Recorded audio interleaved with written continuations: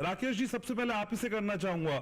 राकेश जी, हम तो ये सोचते थे कि जिन मसालों के बिना हमारे जीवन का स्वाद अधूरा है, आपकी एक्शन की रिपोर्ट, आपके नमूने लेने की जो प्रक्रिया है और कई चीजें जो ऐसी सामने आई हैं जिसके बाद ये पता लग रहा है कि वाकई जो पैरामीटर है वो फुलफिल नहीं किए जा सकते थे या किए जा रहे थे।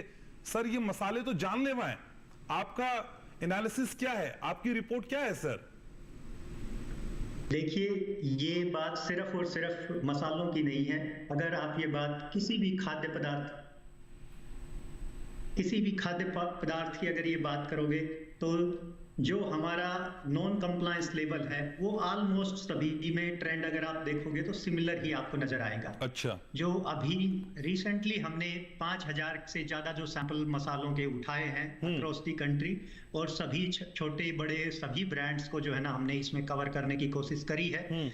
और एज ऑफ नाउ FSSAI के साथ जो रजिस्टर्ड और लाइसेंसी मैन्युफैक्चरर है वो 27,000 से भी ज्यादा है। तो उनमें से लगभग 5,000 सैंपल जो अभी उठे हैं, उनके अंदर हमें 3,000 के आसपास की रिपोर्टें जो है वो मिल चुकी है, जिसमें जो मेजर कंसर्न है वो कीटनाशक का ही है, जो कि करीब करीब 315 सैंपल जो है ना उसके अंदर नॉन कंप्लायंस पाए गए हैं, जिसमें कीटनाशक भी शामिल है, जिसमें माइक्रोबायोलॉजिकली जो अनसेफ हैं वो प्रोडक्ट भी शामिल है, और उसके अलावा जो सिंथेटिक कलर और डाई मिलाने का काम जिन जिन प्रोडक्ट्स के अंदर किया गया है वो भी शामिल है।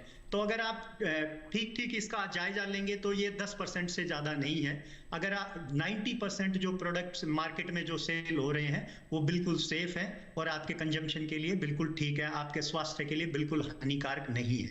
और ये रिपोर्टें भी जो है ना, हमारा जो प्रोसीजर है उसके अंदर ये प्राइमरी टेस्टिंग रिपोर्ट के बेसिस के ऊपर ये आया है।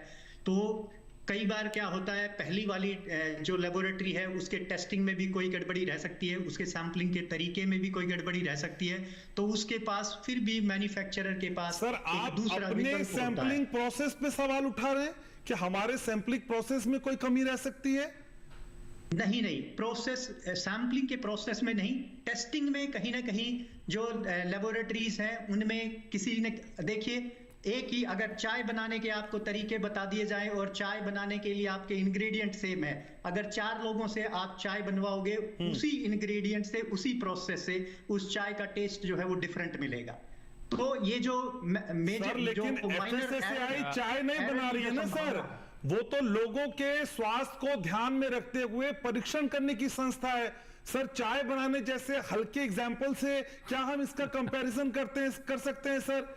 मुझे थोड़ा आश्चर्य हो रहा है सर। देखिए, अल्टीमेटली देखिए ह्यूमन एरर की संभावना हमेशा रहती है, इसलिए उसको एक अपॉर्चुनिटी रेफरल लैब की जो है वो हमारे एक्ट में प्रोविजन बनाया गया है।